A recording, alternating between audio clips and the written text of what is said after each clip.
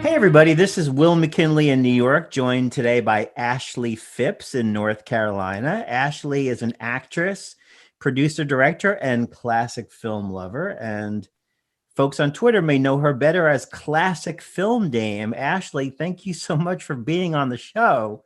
Thank you for having me. So, what is your classic film origin story?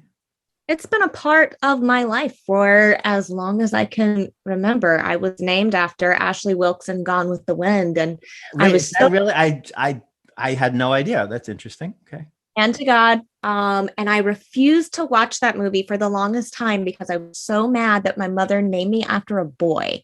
Like, it was so embarrassing until a friend of mine was like, "You really haven't seen this movie?" I think I was about 16, and I was like, "No." And she was like, "Okay, but you need to watch it."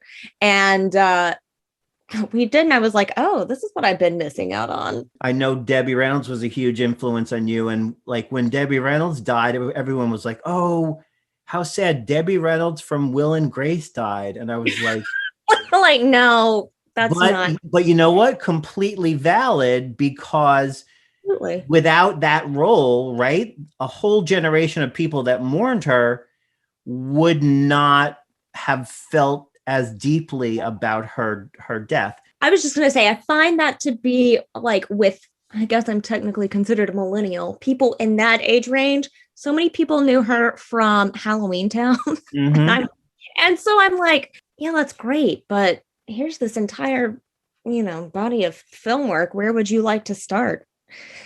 Now, were So, you when you were little, were you like running around the house watching Debbie Reynolds movies? oh, yeah, that's one of my earliest childhood memories is watching. I was probably 3 or 4, watching her and Tammy and the Bachelor and Mm. watching her come down that stairwell and the dress. I also used to watch, there were a lot of movies that I would watch and I would dress up as the different characters while watching them and like pretend that it was me. And the one that really sticks in my mind is Mary Martin's Peter Pan. Wendy has this pink nightgown. Well, I had a pink nightgown. So I would put the pink nightgown on, put the VHS in, hit play, and have my own musical. So this was like your acting career before you had an acting career. I guess, yeah. It started in a living room. So you were Before, born, it was like you were born in a trunk in Pocatello, Idaho, or no? yeah, but without anybody in my family being into it. When I was 3, my mom had been asked at church to write the church Christmas play. I don't know why suddenly she was a respected dramatist, but okay. And I said I wanted to be Gabriel and I wanted lines. And my mom was, I don't know why I knew what lines were. I don't know how. Wait, you were how old? I was 3. So you were already making demands when you were 3. You were like, I want only green M&Ms in in my dressing room. my dressing And room. I want a trailer and I want this many yeah, lines. I love it. I don't know. And like to this day, I have no idea. She has no idea how I knew what that even meant. Were you like a kid actor? Did you do like children's theater and stuff? I didn't really do children's theater. I did church related stuff, and I was always interested in going to see shows. But I really started getting involved once I got to high school, where there was a drama program because there hadn't been one in elementary or middle school. So you were performing then in your like high school plays and stuff. Yes. Did you have a crew in high school that like shared your interests, or were you like a lonely old movie weirdo? I wasn't lonely, but I was definitely the old movie weirdo and the Okay. theater weirdo. I was the president of the drama club my senior year of high school. I was on the newspaper staff and I would write articles about classic movies that people should see. Nice. So, and part of what was cool about that was it had sort of been a source of discomfort for me in middle school. You know how awkward middle school is, and when your interests are different than everyone else, you're just like, you just feel like such a loser. But by the time I got into high school, I was fine with it. It was just kind of like, yeah, this is who I am. If you don't like it, I don't care.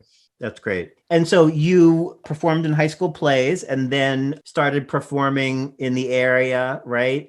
Like Yeah. after. When I first went to college, I was going to be a film major because I wanted to do something in classic. I mean, I feel like that was every 18-year-old who was on the internet at that time. Like the goal was to just go be Robert Osborne. And there's only one of him, so that wasn't going to work out anyway. Right. But I liked the idea of preserving the memory of these other people more so than putting myself and my own talents out there. But then it was just hard. It was so hard to not do theater. And when I decided that that was what I was going to do, I was like, oh my God, I'm going to have to tell my parents, I'm going to have to change majors. I mean, not like, I don't know, not like they thought, oh, cinema, yes, you'll go far. Right. But I'm glad I did it. I'm glad I changed my major to theater because it's been my calling my entire life. I got involved in community theater once I was in college. The first show I auditioned for was Life with Father. Nice. And as a kid, my grandparents had two VHS tapes. Okay. They had Life with Father and I Remember Mama. So I guess we were Irene Dunn fans over there. And so here we are, again, some unspecified number of years later. Yes, let's keep that unspecified. Please. So classic film played a role in your earliest, like it played a role in your development as a performer, right? As you're parading around the living room, imitating movies. Then it played a role in your early theater productions. And then fast forward to last year, 2020, when, the pandemic happened and you figured out a way to continue to perform and present plays, but to do it, within this sort of like new paradigm of the pandemic. So talk about your theater group, Sweet Charity Productions, and the way you stage shows, and what productions have you done so far? So this is our fourth. The first that we did that was really sort of our experimental baby, and let's see what happens, was the Children's Hour. Saw that was really good. And the second was The Man Who Came to Dinner. I saw that was really good. The third was Steel Magnolias. I saw that was really good. Thank you. And then the fourth is going to be Philadelphia Story. So obviously, at least two of those have classic films that are connected with them. I think they're great stories. And I hate to break it to you, but the third one for a vast majority of the world is also a classic. It's a classic. Yeah, I know. I just like to think that 1989 was like, I don't know, 10, 15, 20 years ago. As I said, I saw all of the productions you've done before, and I thought each one was well chosen and well staged. In the case of the Philadelphia Story, how did you pick that? It just occurred to me one night, oh my God, I wonder if we could do this, because these are such good stories and they deserve to be told again. And the other part that's interesting is when you start digging into these scripts of shows that ultimately became these classic films, you get into the script and you realize what was cut for censorship by the Hays Code, which there's a lot. You start to realize the different parts of the show that were never included in the movie in the first place. Philadelphia Story, for example, there's another sibling who is traditionally played by a man, but I turned it into a woman because I thought the idea of a businesswoman in 1939 was a good plan. And this is a sibling of the Katharine Hepburn character, the lead character. Yes. And what they did when MGM acquired it, they took that role and sort of built that into Dexter and Dexter's Story to beef up the role of Dexter for Cary Grant. So that took the existing character of Dexter and they added some story elements from Tracy's brother character to make a bigger male like co-lead? Absolutely. Okay. Absolutely.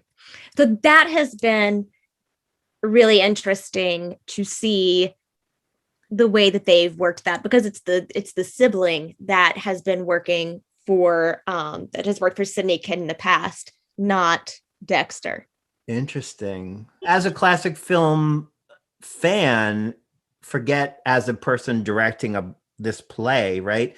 That's got to Mhm. be interesting for you to sort of to sit down and do like that forensics, right? Where you're going through the script and thinking, "Oh wow, wonder why they cut this line." Then you're like, "Oh yeah, subtext." And Yes. Oh, there's so much of it. There's so much of it. And a lot of language that ultimately was censored. That's really fascinating to me because and I so but you are of course like your Bible, your master text is the play as written, correct? yes, Okay. yes, absolutely. So So you it do have to reframe everything that you're used to when you've watched this movie over and over and over, and then you go look at the script, and there are these sort of maybe not stark to everyone else, but they're stark to me because I'm so familiar with the film that you dig into it and you're like, whoa, what am I gonna do about that? But that's part of the fun too, because from a creative standpoint, you get to really see that for yourself and make that part of it your own. so that allows you to put a little bit of a personal stamp on it because I have to imagine it's daunting. Like you say to the average person on the street, whatever, what are you doing? I'm doing a old play called The Philadelphia Story. They'll be like, oh, that's cool.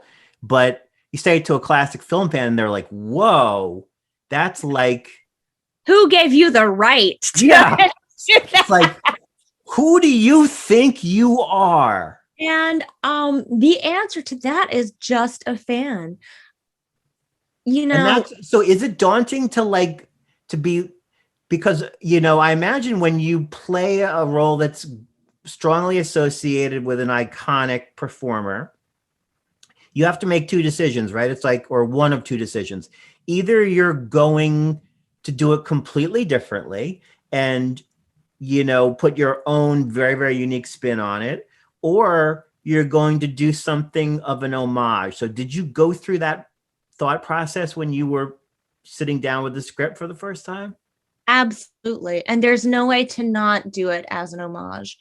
There's an homage and then there's a really bad imitation. And those are two very separate And just for the things. record, which one are you doing, Ashley? I hope it's an homage. My God, if it's not, I don't know.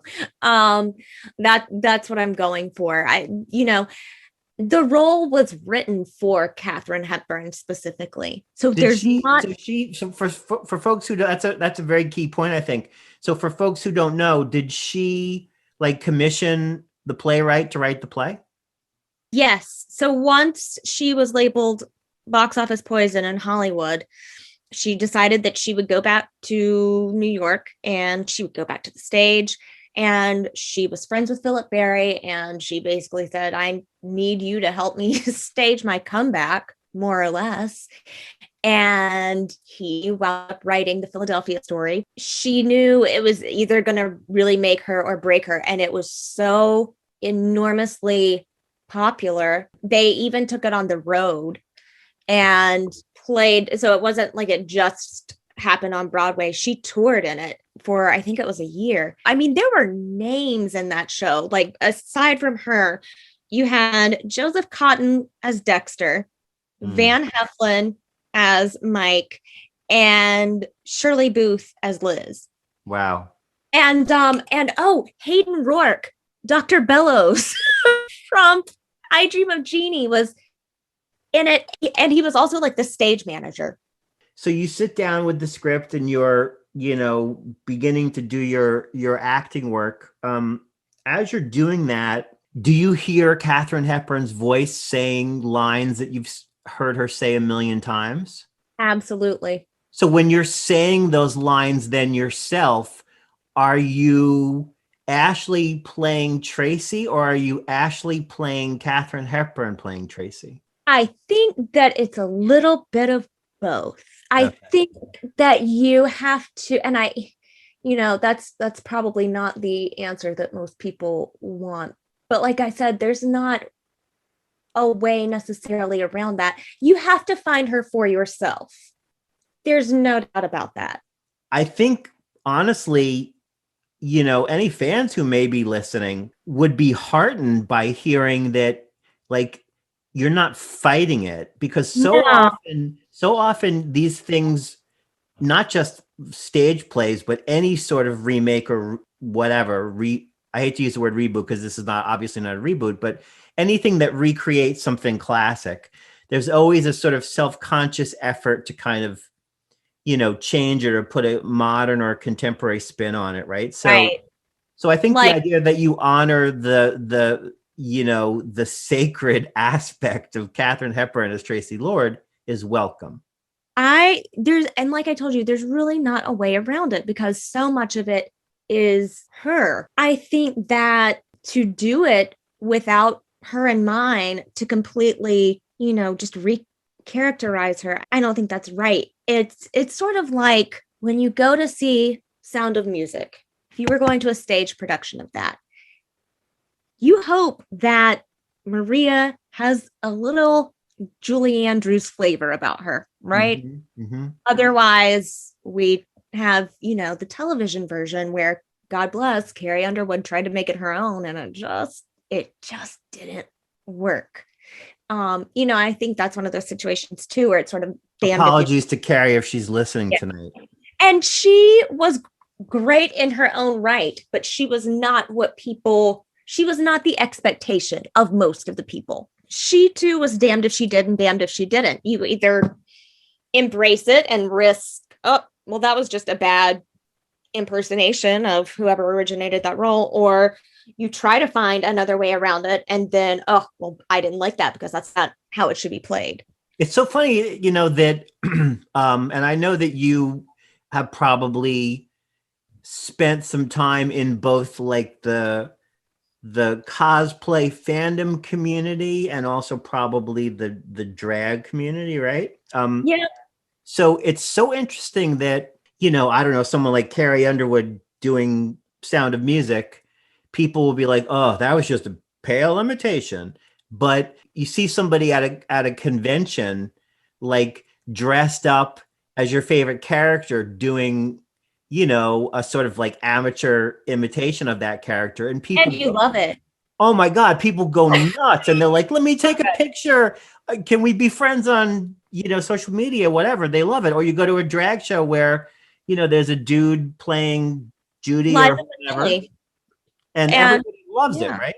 Yeah, absolutely. So my point is we do have it within ourself to appreciate another version of the character. I think especially when it exists as an homage to that original performance because it shares our fanishness.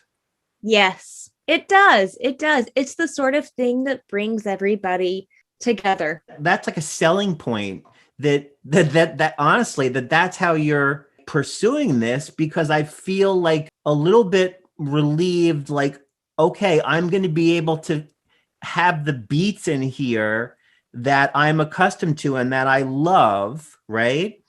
I Um, certainly hope so.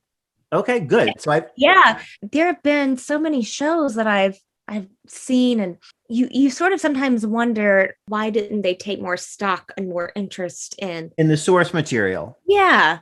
and in understanding, appreciating the cadence and Yeah, the tempo of how it goes and the way it's written. That's one reason that I love period pieces. I understand them mm, because I'm an old movie weirdo. I love it. That's so like you should do. I swear to God, the Man Who Came to Dinner uh was really fun. Oh, it was so much fun. It and was and so it's fun. also like, as a classic film fan, because you're like, everybody's busy, right? Even during the pandemic, but Absolutely. Everybody's busy, and the debate always has to be, well, if I have an hour and a half on my hands, why don't I just watch the movie rather than watching, a play of it? And so I guess my feeling is in some cases it settles in as a background piece, like when I'm doing something else, right? So Yeah. like Yeah. Philadelphia Story comes on and I'll be like, la, la, la, doing other stuff while it's on in the background. Or Children's Hour was a good example, right? Because that's Hmm. one I've seen a lot.